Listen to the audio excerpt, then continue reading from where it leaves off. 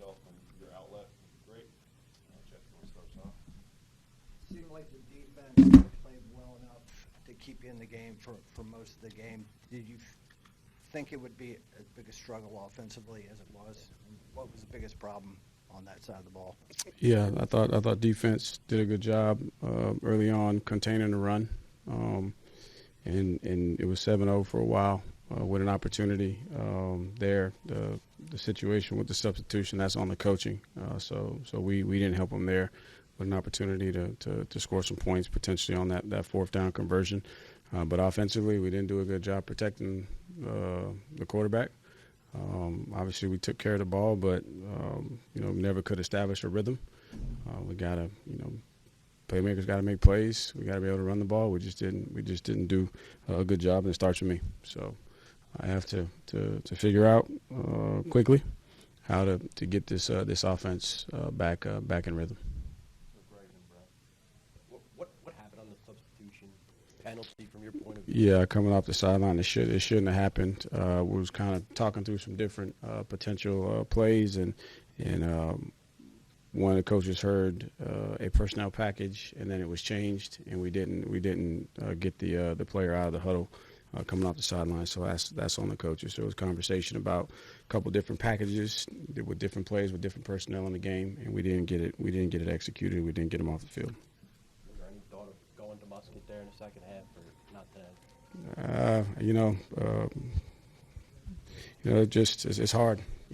Everyone's going to talk about the quarterback situation, and again, when you got 9 sacks, you're not protecting the quarterback. He's getting to the top of his drop. And it wasn't just the offensive line, the running backs. We got some young running backs in there that turned some guys loose, and it was tough.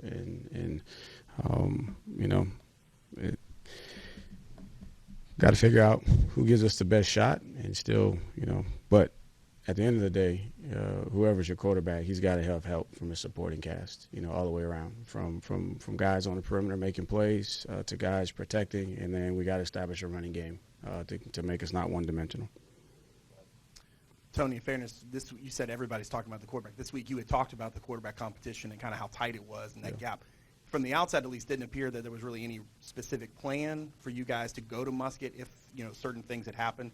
Was there a plan to go to him during the game, and what was it about sort of the way it played out? Was it mostly the protection that made you stay with AC instead of going to Musket at that point? I think when we're dealing with the quarterback, that's a very, very sensitive situation. So, the plan was internal. Flow of the game, I throw Tony out there, we can't protect Tony. And so in fairness to either quarterback, I think it's a tough situation. Now, if it was clean pockets and missed throws, bad decisions, then I think you make a change. But I also know that you make a change, then that's your permanent change. And I felt like AC had earned the right to be able to respond. And if the response wasn't the way that it needed to be, then obviously we needed to make a change. But it's hard to gauge a kid's response when all the things around him are not necessarily helping him. But we'll evaluate the tape in more detail and look at it, and then we'll figure out what the situation is. And again, it's kind of like me as the head coach. Everybody's got an opinion. They got an answer. Don't necessarily have all of the details in front of them. And same thing. Quarterback wise. Everybody wants to yell for the backup quarterback, but I got to be fair, right? I mean that's how I keep the team. But they competed throughout the course of the week, and we made a decision. But I think that in terms of that, the flow of the game just didn't kind of give you an opportunity to make the most fair decision, to be honest with you.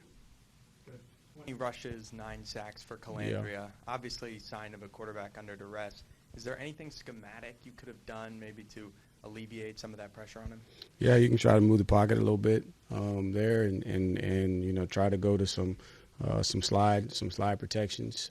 Problem is you're working young backs in there. When Kobe and X went out, now you're down to 2 younger backs that don't have a ton of experience. So making wholesale changes to your protection is a little bit difficult on the sideline in game when you got guys that haven't had as many reps.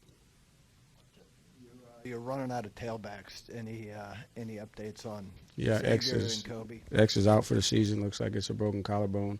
And then, Kobe will probably be day-to-day with his knee, but he wasn't in condition to finish the game. What about on the other side of the ball? Kempton? Yeah, Kempton will be day-to-day with his foot. We're hoping that it's just a bruise from getting stepped on and nothing more than that. And then Noah Josie will be day-to-day with his shoulder. Ben Smiley wasn't able to go Yeah. today, and then Billy Kudelka came in That's and right. played for you. How would you evaluate him as coming in and just the defense's fight in general, kind of Yeah. stepping in for the entire game? I mean, they kept fighting, and unfortunately for Ben, had a hip injury that kind of had an onset once we got back from Notre Dame, and so he was out all week, wasn't able to practice. Hoping to be able to get him back for next week and next man up. And so Billy's a guy that has shown flashes of the young guys that we have. He's an older freshman, so his body's a little bit more developed than some of the younger guys. And we'll watch the tape to see how he truly did. But one thing I know is he competes. He competes extremely hard. He was ready for the moment, and just grateful that we got him. But we got to find a way to get healthy over this next week, so that we got as many of our guys ready to go when we go to Blacksburg. You communicate your decision at quarterback to the team as a whole, or is it just the quarterbacks? And how do you feel everyone's on the same page when it comes to that situation? No, we didn't make it a big deal. They saw that we communicated with the quarterbacks. They saw the split reps in practice, and then the decision was made on Friday. It's my decision. At the end of the day, I got to make all the factors, and the last thing I want to do is create more disruption, because we don't make public announcements when we change out our right guard when they're splitting reps, or when we change out our tailback that's splitting reps. We try to keep the main thing as much as we can. Early in the game, you guys had the punt you covered down really, really well on their punt Yeah. return. What was the officials' explanation? So the explanation was momentum. So his momentum took him back, and so he actually, caught the ball on the 3-yard line. But because of his momentum, they gave him the spot of where his momentum was. And not reviewable. They looked at it, but they told me that's what the ruling is. It's a momentum play, and I was asking for the review. I was asking for it because I thought that it was very close. Wanted the ball on the 1, but that's what they explained to me. Coach, what was the message in the locker room after the game to the team? Yeah, man, heartbroken for the seniors, and it starts with me and it starts with the staff. We did not do a good enough job to have them ready to play and have everybody else ready to play to be able to celebrate them in Scott Stadium. We got to figure out how to just play better at home. We've not played our best football at home, and you should play your best football at home. That's why it's called home field advantage. You should play your best football at home and then go be road warriors. And we've kind of figured out how to go on the road and play. We just haven't figured out. But again, that's on me. I got to figure out the right buttons to push, the right way to get these guys motivated to play their best here in Scott Stadium. And then, my message to them is what a rivalry means to me, and what I'm used to. And what it means to me is it's not about me. It's bigger than me. It's about everybody else that it touches. And so rivalry week, it's not about how you feel. It ain't about anything other than I got a responsibility to do my best, because there are a lot of people that are counting on me, that this game means a whole heck of a lot too. And we're very capable, right? North Carolina, we responded and went on the road and won on the road versus a very good football team. So we're capable. We don't have as much time to prepare. But we got a responsibility to go play our best football next week in Blacksburg. Tony, was the most discouraging series on offense after Corey's interception? Man, there was a lot of them, to be honest with you.